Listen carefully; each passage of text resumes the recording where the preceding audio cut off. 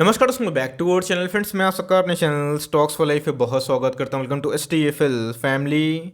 DFL members को पता है कि शाम को हमारी एक वीडियो आती है स्टॉक फटाफट या न्यूज़ फटाफट, जहां पे वीडियो एक चर्चा ने कौन स्टॉक में क्या न्यूज़ आ रही है और क्या बेस्ट बैंक लेवल इमर्ज हो रहा है। इतना फ्रेंड्स अपने होमवर्क करके लाता हूँ। सर रिक्वेस्ट है वीडियो के एंड तक बने रहे, क्योंकि आज के दिन बहुत बड़ी बड़ी अपडेट्स भी है। चैनल फर्स्ट टाइम होंगे सब्सक्राइब कर सकते हैं इस तरह क्वालिटी कंटेंट को सबसे पहले एक्सेस करने के लिए। Now without dealing any for time, let's begin.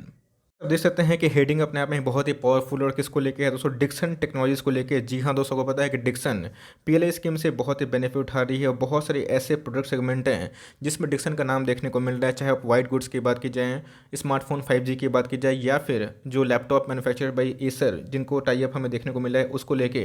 तो गैस ये जो इनको जो न्यू प्रोडक्ट का अपग्रेडेशन देखने को मिल रहा है, जहाँ पे ये बहुत सारी कंपनी के संग पार्टनरशिप कर रही है, तो आने वाले कल में गैस इनके जो एक्सपोर्ट हैं ये बहुत ज़्यादा ड्राइव ग्रोथ करते हुए देखने को मिल सकते हैं। डिक्सन इकलौती कंपनी है जिसपे लॉन्ग टर्म में आप आराम से एक्मुलेशन कर सकते हो, बने रह सकते हैं, बिकॉज इन सब कंपनी में आने वाले कल में गैस बहुत ही हाई ग्रोथ देखने को मिल रहा है। मार्केट के इस करेक्शन में भी डिक्सन में ऑफकोर्स करेक्शन हुई है, बट मार्केट के हिसाब से नहीं हुई है, क्योंकि आने वाले कल में गैस ये मार्केट को पता है कि डिक्सन जिस हिसाब से न्यू कैटेगरी में अपने पाँव को पसार रही है और पीएलआई स्कीम का बेनिफिट इनको मिल रहे हैं, तो आने वाले कल में गैस ये अपने प्रोडक्ट का एक्सपेंशन कर सकती है और जिसकी वजह से प्रॉफिट जो ग्रोथ है ये हमें गोइंग अहेड देखने को मिल सकते हैं। तो जी हाँ, डिक्सन को लेकर मैंने अपने प्लेटफॉर्म पे बहुत बार चर्चा भी किया था, बताया भी था कि नेगेटिविटी से दूर रहिए। बहुत लोग इसको ओवरवेट बोलते हैं और ऑफकोर्स ये थोड़ा सा महंगा है, क्योंकि इसमें ग्रोथ भी है। आप देखिए हर दूसरे तीसरे दिन में कोई ना कोई न्यूज़ आती है, चाहे वो लैपटॉप को लेके हो, फ़ोन को लेके हो, या फिर कोई भी वाइट गुड्स लेके हो। तो जी हाँ, इनके CFO ने बताया भी था कि आने वाले कुछ क्वार्टर में इनके जो रेवेन्यू है और भी बढ़ सकते हैं। तो जी हाँ, कंपनी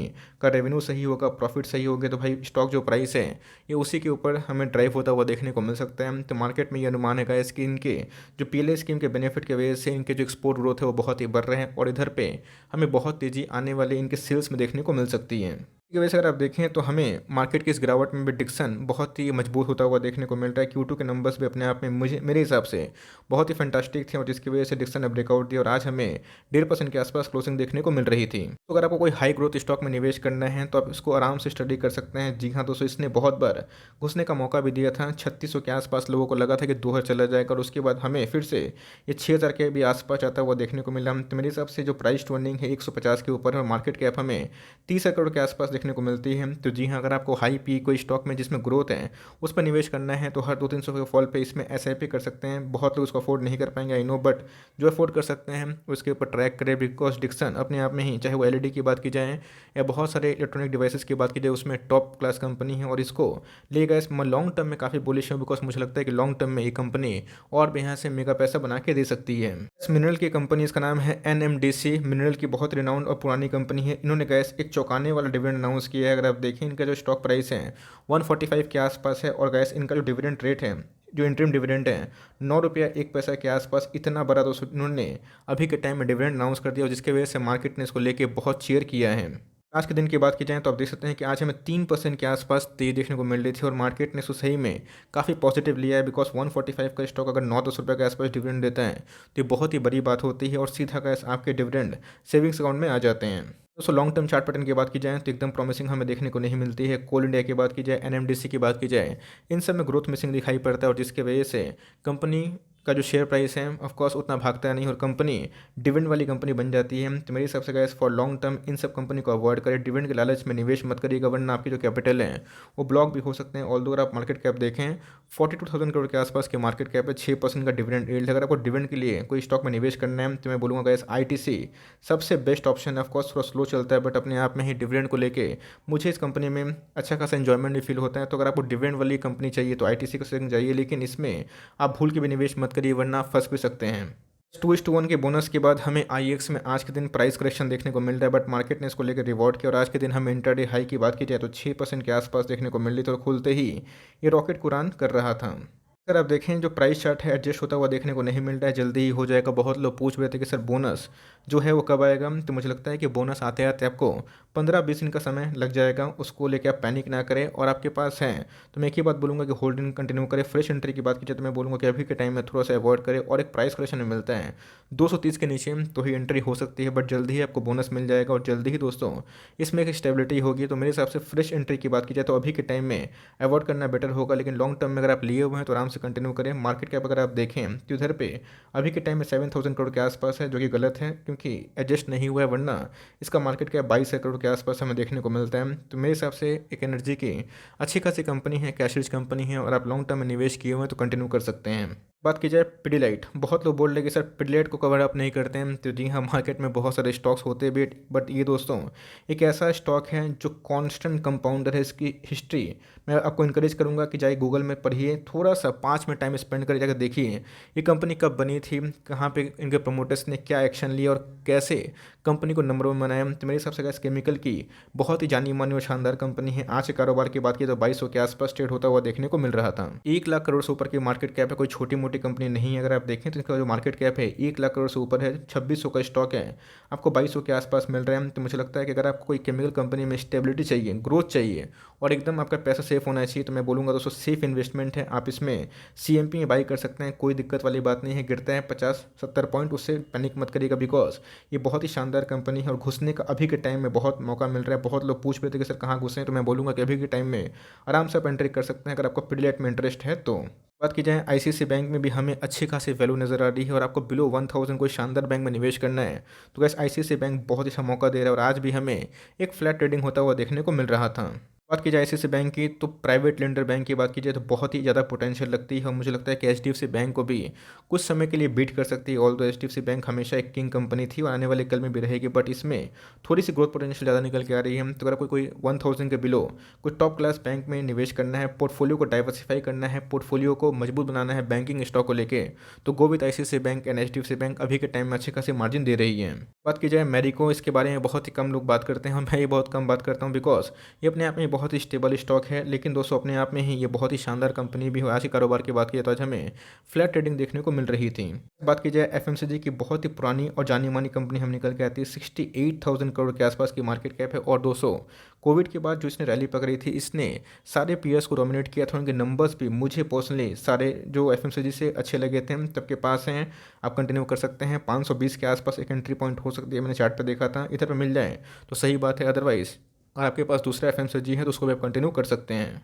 बात की जाए पॉलीकैब और हेवल्स में थोड़ी सी हमें लगाम खींचते हुए देखने को मिल रही है, बट इधर पे शुक्र मनाइए कि मार्केट के इस गिरावट में चट्टान की तरह मजबूत हो और आज हमें फ्लैट कारोबार होता हुआ देखने को मिल रहा था। उन्होंने कमेंट किया कि सर भाग नहीं रहा है पॉलीकैब, लेकिन मैं उनको एक ही बात बोलूँगा कि भाग नहीं रहा तो क्या हुआ, गिर उतना नहीं रहा है। बिकॉज अगर आप देखें तो इनके मिड कैप के कैटेगरी के स्टॉक में बहुत गिरावट हो चुकी है, बट इसमें ऐसे कोई बड़ी गिरावट नहीं हुई है। तो मुझे लगता है गैस कि अपने पीरियड से बहुत ही सस्ता है और इधर पे CMP में घुसने का मौका बन सकता है। 2270 के आसपास एक अच्छा खासा बाइंग लेवल हो सकता है, बट इधर पे आएगा कि नहीं नो वन नोस, लेकिन आता भी है तो आपको इस लेवल का इंतजार करना है और उधर पे चाहे तो घुस सकते हैं। और लिए हुए हैं एकदम शानदार कंपनी होल्ड किए हैं, इसको आराम से बेझिझक फॉर लॉन्ग टर्म आराम से दबा के रखें। बस मैंने कल ही के दिन एप्पल पे एक वीडियो बनाई थी, बताया भी था कि माल को छीना जा रहा है और आप गलती से भी एक गलती ना करें, वो है माल बेचने की। बिकॉज इधर पे एकुमुलेशन बहुत ही हाई देखने को मिल रही है, बहुत ही हाई ग्रोथ स्टॉक है और आज के दिन हमें 1.5% के आसपास गिरावट देखने को मिल रही है और गैस हमें 1100 का नीचे क्लोजिंग देखने को मिल चुकी है। इसने बहुत बार 1200 के लेवल पर जाने की कोशिश की और हर एक बार जाने के बाद इसमें एक प्राइस रिएक्शन देखने को मिल रहा है। बट मैंने एक ही बात आपको सिखाई है और बताने की भी कोशिश की है कि मार्केट में ऐसा नहीं कि हर एक स्टॉक भागता है, लेकिन जब भागता है बहुत तेज़ी से भागता है। बहुत लोग दोस्तों इस डिप में भी पोजीशन नहीं बना पाए और उसके बाद स्टॉक भाग गया। तो स्टॉक मार्केट को चलने दीजिए, वो अपने रफ्तार से भागेगा और स्टॉक भी ऊपर नीचे करेंगे। इनके नंबर्स खराब नहीं थे, इनके अंदर ग्रोथ है, इनके अंदर पोटेंशियल है, आप कंटिन्यू करें। बहुत लोग बोल रहे कि सर BCG इसकी जगह पे कैसे हैं, तो ऑफकोर्स वो भी एक अच्छी कंपनी है, उनके प्रॉफिट हमें ठीक ठाक देखने को मिलते हैं। बट मुझे लगता है कि वैल्यूएशंस एप्पल के महंगे हैं, लेकिन फंडामेंटल्स मुझे एप्पल के ज़्यादा मजबूत दिखाई पड़ते हैं। बिकॉज एप्पल का मैनेजमेंट बहुत ही ट्रांसपेरेंट है और एप्पल को लेकर न्यूज़ जो है वह बहुत ही ईजिली अवेलेबल दिखाई पड़ती है। तो अगर आपके पास है आप कंटिन्यू कर सकते हैं, बट मैं इधर पे जाना पसंद नहीं करूँगा। मुझे गैस एप्पल इस रेट पे भी सही दिखाई पड़ती है। बात की जाए LIC को बहुत बड़ा नॉट मिल चुका है, 5% से अपना जो स्टेक है वो कोटक महिंद्रा बैंक में 10% के आसपास करने की फिराक में है और आज के दिन हमें बैंक निफ्टी में गिरावट देखने को मिल रही है, 2% 2.5% आसपास गिर चुका है। दिक्कत वाली बात नहीं गाइस, ये सब blue chip multi bagger stock है। इन सब में आपको एक तो काम ज़रूर करना है, उसको होल्ड करना है। बिकॉज ये सब पैसा अगर आपका बनाएंगे नहीं शॉर्ट टर्म में तो खाएंगे भी नहीं। बिकॉज लॉन्ग टर्म में ये कंसिस्टेंट वेल्थ मेकर है। निफ्टी भागेगा, निफ्टी 18,020 से भागेगा तो आपको सेम यही 1900 का स्टॉक 2000, 3000, 4000 के आसपास भी जाता हुआ देखने को ज़रूर मिलेगा। तो कैसे ये सब इंडेक्स के स्टॉक है और इंडेक्स चलाने में इन सब का बहुत ही इंपॉर्टेंट रोल है। तो आपके पास कोई भी अच्छे बैंक है तो होल्ड एंड कंटिन्यू करें। और CMP में मुझे बहुत ही अट्रैक्टिव दिखाई पड़ रहा है, 1870 और 1850 इस लेवल पर गैस आता है तो मैं भी थोड़ा सा एरोन डिप्स करूँगा। आज केमिकल में थोड़ी-सी अच्छी खासी उछाल देखने को मिली, जिसकी वजह से लक्ष्मी ऑर्गेनिक में भी आज के दिन में हमें अच्छी खासी उछाल देखने को मिली है। तो जी हाँ दोस्तों, आज के दिन हमें 4% के आसपास तेज़ी देखने को मिल रही थी। प्रीटी मच श्योर आपको याद होगा, स्टॉक्स टू बाय नाउ में मैंने बहुत बार लक्ष्मी ऑर्गेनिक को कवर भी किया था। उस समय 397 का भाव पे भी आ गया था। बताया भी था मैंने कि आपको लॉस में नहीं बेचना, और जिन्होंने उस डिप पे गट्स दिखाया होता, कन्विक्शन भरोसा किया होता है, बहुत ही शॉर्ट टर्म में 40 रुपये का मुनाफा हो गया होता है, जो कि अपने आप में 10% के आसपास है। बट मुझे लगता है कि अब 10% लेकर निकलिए मत। शॉर्ट टर्म है तो प्रॉफिट को बुक कर लीजिए, बट लॉन्ग टर्म इन्वेस्टर है तो इधर पे hold with patience and smile करिए, बिकॉज कंपनी फंडामेंटली अच्छी है, कैश रिच है, स्ट्रॉन्ग प्रोमोटर होल्डिंग है। एक दो बैड क्वार्टर कोई भी स्टॉक की प्रतिभा को जज नहीं करता। लेट्स सी कि इधर आने वाले कल में इनके नंबर्स कैसे आने वाले, बट मुझे लगता है कि Q4 तक इनके नंबर सही आएंगे और तब हमें लक्ष्मी ऑर्गेनिक में एक बम्पर तेजी देखने को मिल सकती है। अपने आप में ही एक शानदार कंपनी है माइंड ट्री लिमिटेड, और आज के दिन हमें फ्लैट कारोबार होता हुआ देखने को मिल रहा था। उस समय से अगर आप देखें तो 5000 के लेवल पे जाने के बाद थोड़ी सी रिट्रेसमेंट हमें देखने को मिल रही है, लेकिन दोस्तों अपने आप में ही एक बहुत ही गजब की फंडामेंटल वाली कंपनी, 73,000 करोड़ के आसपास की मार्केट कैप वाली कंपनी है। तो जल्दीबाजी अभी ना करें, 4380 के आसपास ये दोस्तों एक सपोर्ट ले सकती है, और उधर पे उसको तोड़ती है तो आने वाले कल में गैस हमें 4320 के आसपास भी आता हुआ देखने को मिल सकता है। तो इन दोनों लेवल पे मिल जाता तो सही बात है, बट लॉन्ग टर्म वाले इसको आराम से होल्ड एंड कंटिन्यू करें। ये दोस्तों बहुत ही शानदार कंपनी है। सबको बताया है कि नियोजन, इसको मैंने कम से कम दोस्तों I am pretty much sure 5-6 महीने पहले कवर किया था। बताया भी था कि स्मॉल कैप में अगर आप खरीदो और भूल जाओ वाले कोई स्टॉक में निवेश करना चाहते हैं तो नियोजन में आप चाहें तो निवेश कर सकते हैं। उस समय के भाव की बात की जाए तो गैस हमें 830 के आसपास दिखाई पड़ता था, और मुझे मिलेगा तो गैस मैं आपको वीडियो लिंक भी दे दूंगा। और आज हमें एक 15% के आसपास तेज देखने को मिल रही थी, और आज हमें बहुत ही तेज भागता हुआ देखने को मिला।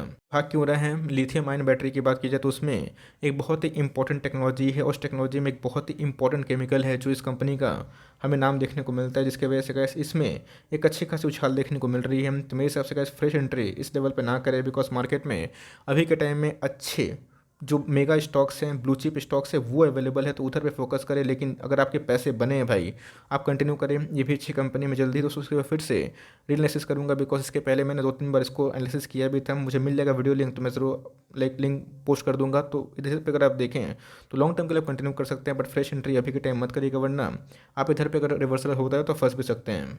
बात की जाए आरती इंडस्ट्रीज़, एकदम फंडामेंटली टॉप क्लास कंपनी हमें निकल के आती है, और आज हमें 2% के आसपास गिरावट देखने को मिल रही थी। ये सब केमिकल की ब्लू चिप कंपनी है, इन सब पे आपको बस एक ही काम करना है, टाइम स्पेंड करना है। बिकॉज मुझे Q2 के नंबर्स आरती के बहुत ही शानदार देखने को मिले थे। तो जी हाँ, कोविड के पहले अगर आप देखें तो ये एक कंटिन्यूसली परफॉर्मर था, और ऐसा नहीं कोविड के पहले ये भाग नहीं रहा था, उसके पहले भी भाग रहा था।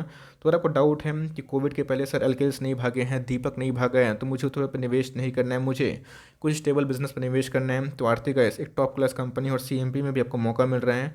आप एरोन डिप्स करें, 920 का बहुत ही इंपॉर्टेंट सपोर्ट है, उधर मिल जाता है तो बहुत ही बेस्ट एंट्री लेवल हो सकती है। बात की जाए बजाज ऑटो, एक ऐसी कंपनी जो अपने आप में ही 1 लाख करोड़ के आसपास की मार्केट कैप को छू रही थी, लेकिन पिछले कुछ समय से गैस हमें एक अच्छी खासी फॉल देखने को मिल रही है, और आज भी हमें एक नेगेटिव में क्लोजिंग होती हुई देखने को मिल चुकी है। भी एक शानदार कंपनी है। ऑटो में कोई आपको निवेश करना है अभी के टाइम में जो सही मार्जिन दे, तो भाई इसमें निवेश करने का प्लान बना सकते हैं। मैं बहुत ज़्यादा डाउन साइड उम्मीद नहीं कर रहा हूँ। 95,000 करोड़ के आसपास की मार्केट कैप है, और आप देखें तो भाई जो प्री पैंडेमिक लेवल है उस लेवल पे भी आ चुकी है। तो मुझे लगता है इसकी लेवल को तोड़ना नहीं चाहिए, तोड़ता भी है। तो सुपर एमओ उसका लेवल 3130 के आसपास है, और मुझे लगता है कि इधर पे 3130 के आसपास ब्लाइंड बाई है for long term blue chip category में। ऑटो में एक शानदार कंपनी है, और इधर पे एंट्री पॉइंट हो सकता है अगर आपको ऑटो में निवेश करना है तो।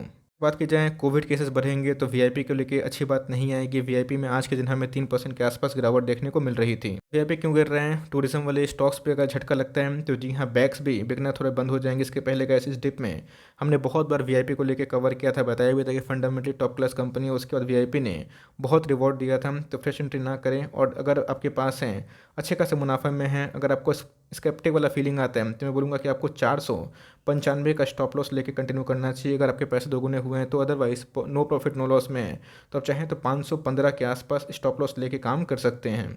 टाइमिंग छोटी सी अपडेट थी स्टॉक फटाफट में। आई होप मेरा एफर्ट आपको अच्छा लगा होगा। वीडियो अच्छी लगी होगी तो एक लाइक कर दीजिएगा। चैनल फर्स्ट टाइम होंगे तो याद से सब्सक्राइब करना भूलिएगा। फर्दर कोई डाउट है उसको ड्रॉप कर सकते हैं। कुछ रिव्यू चाहिए उसका नाम भी ड्रॉप करना भूलिएगा। I would love to make a video on your demand. Guys मिलते हैं जल्दी ही, तब तक के लिए bye. Thanks for listening friends, God bless you all.